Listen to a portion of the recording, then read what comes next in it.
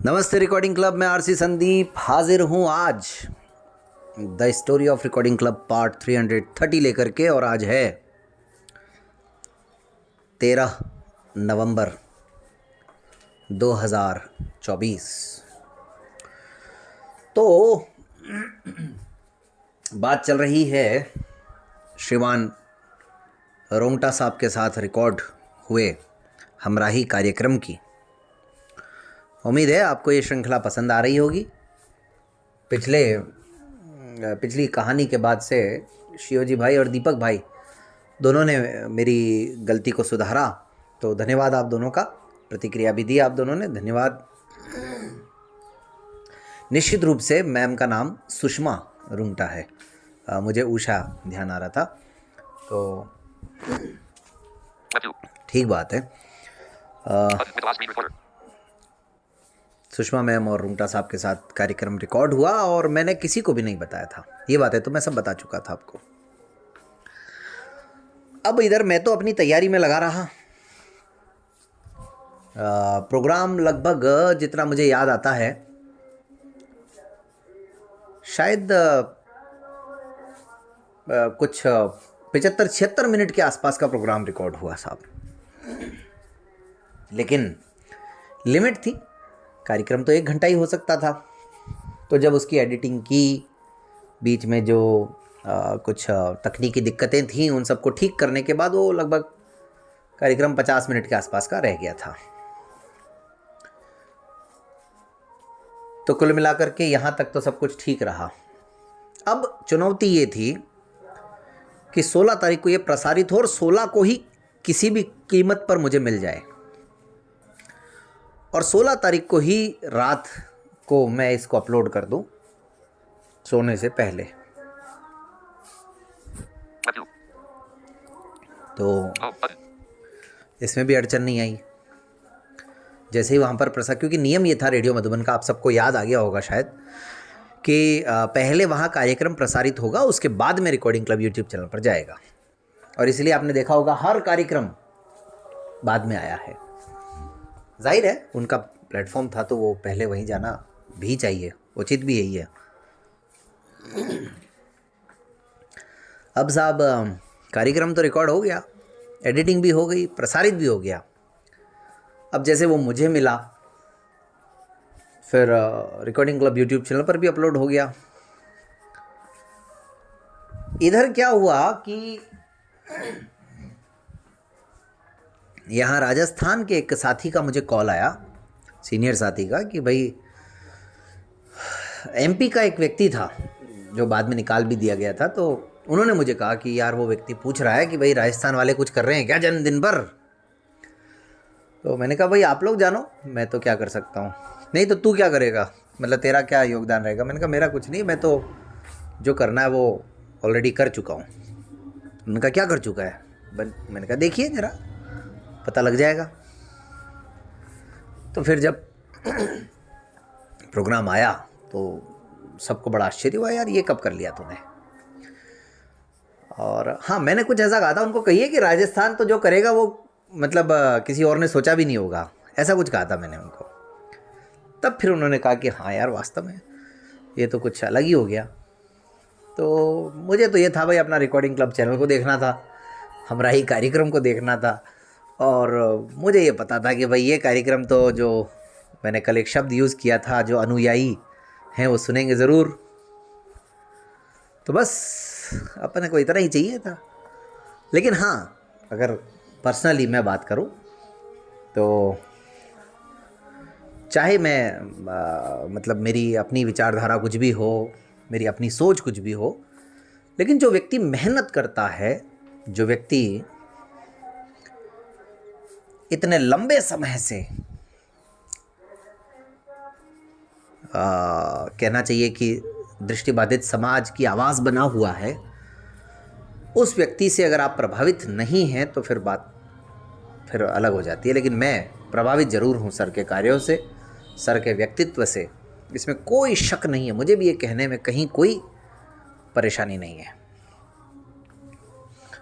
और सर का तो खैर इतना व्यक्तित्व विशाल है, इतना काम किया है सर ने, लेकिन अगर कोई छोटे से छोटा व्यक्ति भी अगर कुछ करता है तो मुझे सबसे पहले उसकी मेहनत दिखती है और मैं उसकी मेहनत से अभिभूत हो जाता हूँ और प्रभावित होता हूँ। तो कोई ज़रूरी नहीं है कि बड़े से ही हुआ जाए, आप किसी से भी प्रभावित हो सकते हैं। तो मैं प्रभावित हूँ, इसमें कोई दिक्कत वाली बात नहीं है। और इसीलिए मुझे व्यक्तिगत तौर पर बहुत खुशी थी कि हाँ, ईश्वर ने मुझे ये मौका दिया कि मैं एक कार्यक्रम सर के साथ कर सकूं। लेकिन क्या होता है, जब आप ऐसे मुकाम पर पहुंच जाते हैं जहां आपके कानों में कुछ आवाज़ें ही पड़ती हैं, तो फिर धीरे धीरे धीरे धीरे आम पब्लिक से आपकी दूरी होती जाती है। वही कुछ हमारे साथ भी हुआ होगा। इसीलिए सबको सुनना चाहिए। कुछ दो चार आवाज़ों को ही सुनने से गड़बड़ हो जाती है। तो हम तो भाई सबको सुनते हैं, इसीलिए सुनना सबको चाहिए और चुनना जिसकी आपको मतलब ठीक लगे वो चाहिए। जिसकी बातें, जिसकी आवाज़, जिसका कार्य करने का तरीका। ये मैं कौन से लेक्चर में पहुंच गया। हाँ, वापस आते हैं अपनी कहानी पर। तो भाई साहब, हमरा ही कार्यक्रम आते ही धूम मच गई। और ये कार्यक्रम, अब मैं बताता हूँ एक इत्तेफाक, 41वां कार्यक्रम रिकॉर्ड हुआ था। और ये बात मैं भी उस समय भूल गया, मुझे भी मतलब भूल क्या गया, याद ही नहीं आई किसी भी कीमत पर, जो ताकि मैं हमरा ही कार्यक्रम में बोल सकता था कि सक्रिय तौर पर लगातार काम करते हुए सर को भी 41वां ही साल था 2021 में, अगर हम 1980 को आधार वर्ष माने तो। और शायद अगर मैं गलत नहीं हूं तो, मुझे ठीक से याद तो नहीं है, जो एक इंदिरा गांधी जी के कार्यकाल में एक लाठीचार्ज हुआ था दृष्टिबाधितों पर 16 मार्च को, वो भी शायद 1980 में ही हुआ था, लेकिन आई एम नॉट श्योर।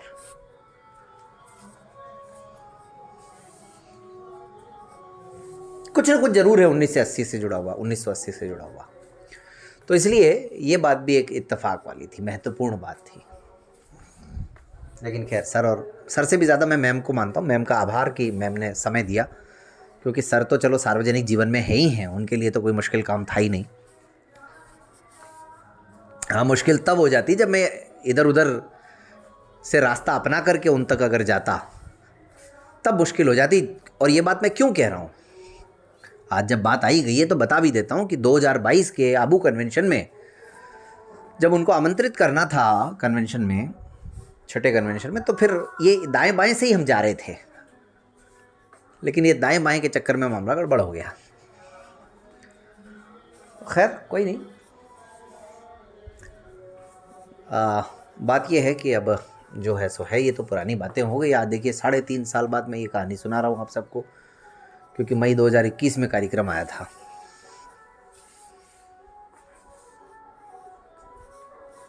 अब साहब, उसी ग्रुप के जुड़े हुए एक बहुत ही सीनियर व्यक्ति के लिए भी मुझे किसी ने कहा 4-6 महीने बाद कि यार इनके साथ भी कर संदीप।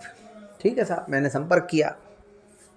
उन्होंने मुझे उल्टा ही लेक्चर पिला दिया कि तुमने तो उस कार्यक्रम में ऐसा किया था, तुमने तो उस कार्यक्रम में ये प्रश्न नहीं पूछा। मुझे लगता है, उम्मीद है कि इशारा आप लोग समझ गए होंगे। तो भाई मैंने कहा आपका भी बड़ा नाम है, एक बहुत ही शक्तिशाली व्यक्तित्व बन गया है आजकल आपका, जब से आप इस संगठन में सक्रिय हुए हैं। फिर उन्होंने कहा मेरे जो दूसरे पार्टनर हैं उनसे पूछना पड़ेगा। हमें सबको मालूम है कि इस बात का क्या मतलब है। तो मैंने कहा पार्टनर साहब तो दे ही देंगे समय, लेकिन ये सब बातें करने की बजाय बातें यहाँ पहुँच गई कि तुमको रोंगटा जी से ये सवाल करना चाहिए था, तुमने तो उस कार्यक्रम को ऐसा बना दिया, वैसा बना दिया। उसमें मुझे अगर आलोचना होती तो ठीक रहता, समालोचना होती तो भी ठीक रहता, लेकिन उसमें मुझे कुछ मतलब ऐसा प्रतीत हो रहा था कि इनको अच्छा नहीं लगा वो कार्यक्रम उनके साथ करना। जबकि ये उनके टीम के साथी और इतने बड़े पद पर हैं। खैर कोई बात नहीं, वो तो जो रहा सो रहा। लेकिन फिलहाल कुल मिलाकर के वो कार्यक्रम उनके साथ नहीं हो पाया तो नहीं हो पाया। उसके बाद बात यहाँ पर समाप्त हुई थी कि हाँ आपको बताएंगे। फिर उसके बाद मैंने एक आध बार कॉल किया, लेकिन कोई जवाब मिला नहीं, तो वो कार्यक्रम नहीं हुआ। तो फिर नहीं ही हुआ। ठीक है, कोई बात नहीं, होता है, ऐसे कई कार्यक्रम हैं जो नहीं हुए। लेकिन कुल मिला के रोंगटा साहब के साथ कार्यक्रम की जो वजह थी असल, वो मैंने आप सबको बता दी। और ये बात सही है कि वो 75 मिनट का जो कार्यक्रम बन गया था वो इसीलिए बन गया था कि उस पर राजनीतिक बातें ज़्यादा हुई थी, जबकि हमराही कार्यक्रम में तो आपस का जो अपना जीवन है उससे संबंधित बातें ज़्यादा करनी थी। लेकिन अब मेरे लिए भी धर्म संकट था कि भाई मैं सर को कैसे रोकूं अपनी बात कहने से। इसलिए ज़्यादातर हम लोगों ने वही बातें उसमें रखी जो उस कार्यक्रम के लिहाज से ठीक थी। इसलिए वो थोड़ा सा 2-5 मिनट कम भी हो गया वो कार्यक्रम। आपने देखा होगा भाई, मैंने कहा ना 1 घंटे का समय था, वो 50 मिनट का 48 मिनट का रह गया। तो उसके पीछे यही कहानी है। 00472024 selected 141907 and recorded. Page 40 00472024 page 40 first prize 1.54 don't miss the deadline button 00472024 first prize 1. button page 48 004720 page 48.02 available 11:35 hour list. मैं वो टाइम देख रहा था कि लगभग 11 मिनट से ऊपर का हो गया है कार्यक्रम, तो आपको थोड़ा सा डिस्टर्बेंस हुआ, उसके लिए सॉरी। लेकिन हमराही का ये 41वां एपिसोड के पीछे की जो कहानी है, दरअसल वैसे भी हम तो इसमें यही बता रहे हैं पीछे की कहानी। और कई साथी आज भी ऐसे मिलते हैं जिन्होंने हमराही का कोई और एपिसोड सुना हो या ना सुना हो, उन्होंने ये 41वां कार्यक्रम ज़रूर सुना। तो हो गया ना अपना काम। तो इसलिए नंबर 1 पे अभी तक 20वां कार्यक्रम है और नंबर 2 पे ये 41वां कार्यक्रम है हमराही का, व्यूज़ की दृष्टि से अगर कहें तो। लेकिन यार दोस्तों, असल बात यह है कि मेरा बहुत मन करता है कि हमराही कार्यक्रम को दोबारा शुरू किया जाए, लेकिन क्या किया जाए ये समझ में नहीं आता है। और इसीलिए लोग आगे होकर के आते नहीं हैं। हम जब संपर्क करते हैं तो लोग समय देते नहीं हैं, लोग हिचकिचाते हैं। लेकिन ये बड़ा अनोखा और अनूठा कार्यक्रम था, इसमें कोई शक नहीं है। फिर भी आप मान करके चलिए कि ये आग अभी बुझी नहीं है। हमराही कार्यक्रम को रिकॉर्ड करने की जो आग है वो अभी तक जल रही है। तो अब देखो किस दिन ये आग बवंडर का रूप ले ले, तूफान का रूप ले ले, कुछ कह नहीं सकते हैं, मतलब आग के गोले का रूप ले ले। तो मैं भी इंतज़ार कर रहा हूँ, आप सब भी इंतज़ार कीजिए। और अब मुझे विदा दीजिए, क्योंकि कल फिर आना है और आपको फिर आने वाले हमराही कार्यक्रमों की कहानी सुनानी है। और अगला कार्यक्रम भी बड़ा विशेष था। अब सुनाएंगे आपको उसकी भी कहानी। धन्यवाद। Page 48.02 available first before button page 48.02 selected 1419 record button